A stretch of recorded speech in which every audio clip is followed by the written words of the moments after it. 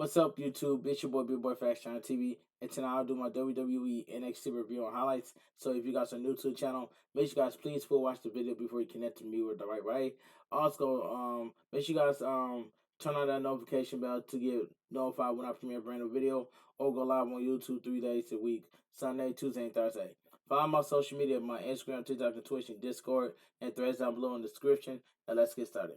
Now, NXT was a solid show, and I give it a 4 out of 10. It says, let me go over the match card that we got tonight. NXT North American Champion Dominic Mysterio and WWE World Women's Champion Rhea Ripley kick off the show. Gable Stevenson addressed his future. Kendo stick match, Cora Jade versus Dana Brooke. Schemes, Joe Gacy, Jagger Red, and Rip Floor versus Carmelo Hayes, Trick Williams, and Lyra Dragunov. Then we got Rhea Ripley versus Laura Valkyria. And that's all I got to say. Those are the match cards that we got for NXT tonight. Big Joseph and Booker T welcome the audience to the broadcast before transitioning into the opening segment. Okay, representing the Judgment Day, NXT North American Champion Dominic Mysterio and WWE World Women's Champion Rhea Ripley came to the ring to kick off the show with a promo. Rhea Ripley and Dominic brag about being champions, with Rhea Ripley saying that the Judgment Day runs WWE. Wesley interrupted the two and said he hated seeing the North American title in Dominic's hands, saying he wanted his rematch tonight. Mustafa Ali interrupted Wesley and Dominic Mysterio, saying that he had no love or respect for Dominic and calling out Dominic for stealing everything he had. Ali said that he would have had it if it wasn't for Wesley being a clown and dropping the title. Wesley and Ali argued in the ring before the two started brawling in the ring. That's Dominic and Rhea Ripley laugh on the ramp.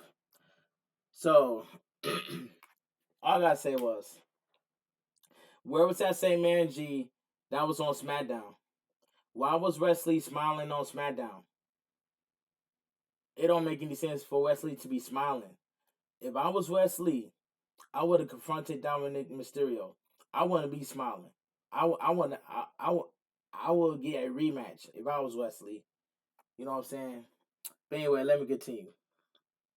The family, Tony D'Angelo and Channing Stacks Lorenzo, were interviewed backstage by Mackenzie Mitchell, saying that they would become the NXT Tag Team Champions. Bronco Lima and Lucy Prince interrupted the family before Tony D'Angelo challenged them to a match later in the night. Okay, excuse me. Laura Valkyria was interviewed backstage by Mackenzie Mitchell, saying that she needed to see where she stood in NXT and that she would show the world who she was. Okay, so we get schemes. Joe Gacy, Jagger Red, and Rip Floor, accompanied by Alba Rain, versus Carmelo Hayes, Trick Williams, and Elijah Dragunov. And this tag team match right here was pretty good. Pretty good tag team match. Excuse me. Gacy and Carmelo Hayes began the match high, evading each other's offense before Carmelo Hayes hit a drop kick and a thirst kick on Joe Gacy, followed by Trick Williams tagging and hitting a drop kick on Joe Gacy. Trick Williams came in with some hot offense before Dragunov tagged in and hit a ripcord chop and a senton to Rip Floor. Dragunov hits a series of German suplexes on Jagger Red before catching him with the consistent special. Trick Williams and Carmelo Hayes hit stereo layers on the floor and Jagger Red to send them to the outside before the picture-in-picture break. Okay, excuse me. During the picture-in-picture break, the Skins dominated the proceedings by beating down the NXT champion, keeping Carmelo Hayes away from making the tag to either Dragunov or Trick Williams. Excuse me. Jagger Red had a headlock on Carmelo Hayes, but Carmelo Hayes broke the hold before Carmelo Hayes tagged in Trick Williams in. Trick Williams laid in a series of strikes on Joe Gacy before hitting a drop kick and a flapjack on Joe Gacy before clotheslining Joe Gacy out of the ring, which Dragunov took advantage by tagging in. Dragunov laid out the dive before going for Torpedo Moscow on Joe Gacy, but hit Trick Williams by accident. Dragunov continued to fight off the schemes, but the dive neutralized him before Joe Gacy tagged in. Two masked men attacked the dive, taking them out of the match. Joe Gacy went for his splash, but Dragunov advanced before Carmelo Hayes tagged in and hit a diving leg drop for the pinfall win. The winner of the match, Carmelo Hayes, Trick Williams, and Lyra Dragunov. This was a pretty good six-man tag team match. This was pretty good. Alright. There was a video on Vignette of NXT Women's Champion Tiffany Stratton saying that she was nowhere near her prime. Tiffany Stratton promised to defeat Thea Hall, NXT Great American Bash, in her first pay-per-view as champion.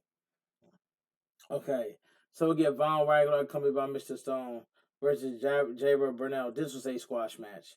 Burnell had some offense to start the match, but Wagner dominated the proceedings of the match before hitting a modified slam on Burnell for the decisive pinfall win. The winner of the match, Von Wagner. This was a squash match. After the match, Wagner powerbombed Burnell through the broadcast table. Wagner celebrated, but was caught out of nowhere with a vicious spear from Braun Breaker.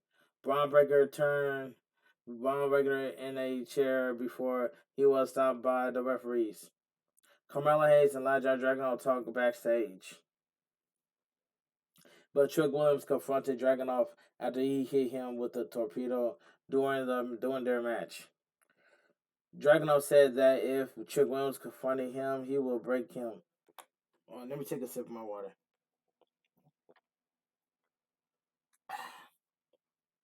It says Gable Stevenson came to the ring to cut a promo regarding his future in NXT. Before Gable Stevenson made his decision, Baron Corbin interrupted him and told him to go back to college to win another championship and head to the 2024 Olympic Games to win the gold medal, but told him to not stay in NXT or he will make Gable Stevenson fail. Gable Stevenson decided to stay in NXT before challenging Baron Corbin to a match at a Great American Bash. Gable Stevenson hit multiple suplexes on Baron Corbin. Baron Corbin was backed by security guards to keep him away from Gable Stevenson. Okay, let me continue. Dominic Mysterio was with Rhea Ripley backstage. Dominic asked if Rhea Ripley challenged Ali and Wesley on his behalf was a good idea, but Rhea Ripley responded by saying that Mommy is always right. Okay, so we get the kendo stick match. So we get Cora Jade versus Dana Brooke coming by Keelani Jordan, and this match was decent. Cora Jade swung the kendo stick at Brooke, but Brooke evaded before sending Cora Jade on the ring. Brooke began the match by attacking Cora Jade inside the ring before tossing Cora Jade onto the stairs.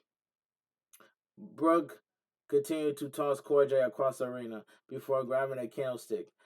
Brooke stood on top of the table, but Cora Jade pulled Brooke before slamming her into the broadcast table.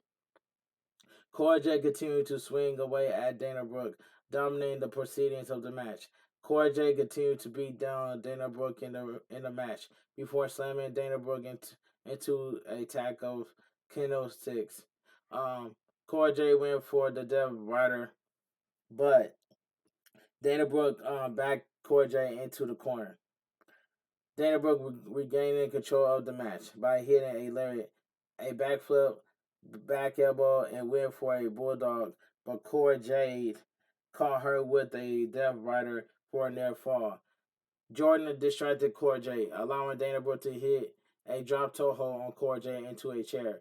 Dana Brooke got a pink kendo stick and fired away at Cora Jade's back before hitting Cora Jade with a suplex into a stack of candlesticks over a chair, followed by hitting a swanton bomb on Cora Jade before the pinfall win. The winner of the match, Cora Jade. That match itself was decent. Excuse me. Carmelo Hayes confronted Elijah Dragunov backstage to tell him that Trick Williams could call him out. Dragunov said that he appreciated Carmelo Hayes' friendship with Trick Williams, but be warned him that if Trick Williams calls him out, he will break him.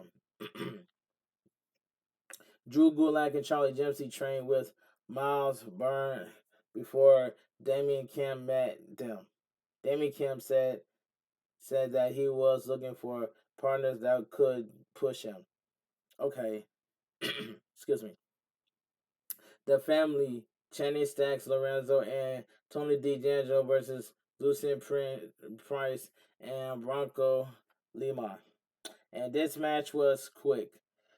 This was a quick match. Stacks and Lima began the match, with Stacks catching Lima with punches before Lima hit a back elbow on Stacks. Price tagged in, but the family took him down with the quickness, with Tony D'Angelo hitting a takedown and into some stomps into Price's groin. Price and Lima got Tony D'Angelo and hit a knee lift / front curve stomp on Tony D'Angelo for a near fall. Excuse me. Tony D'Angelo and Stacks attacked Lima and Price. With Tony D'Angelo hit a hip toss on Stacks and to both Lima and Prince for a near fall.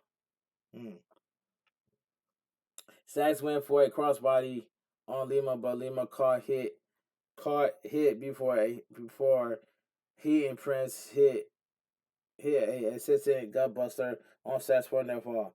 Stacks got back up and caught Lima with a diving uppercut. As Scripps was excuse me. As Scripps was on the broadcast table, Axiom attacked Scripps. Tony D'Angelo tagged in and came with a hot tag, hitting a spinebuster on Price for a near fall. Stacks hit a shotgun dropkick on Lima before he and Tony D'Angelo hit the Bada Bing pop-up Gora Reels for the pinfall win. And, excuse me, after the match, Gallus called out. It says after the match, Gallus calls out Tony D'Angelo and Stacks, promising to retain their titles at the Great American Bash. Okay, let me take a sip of my water.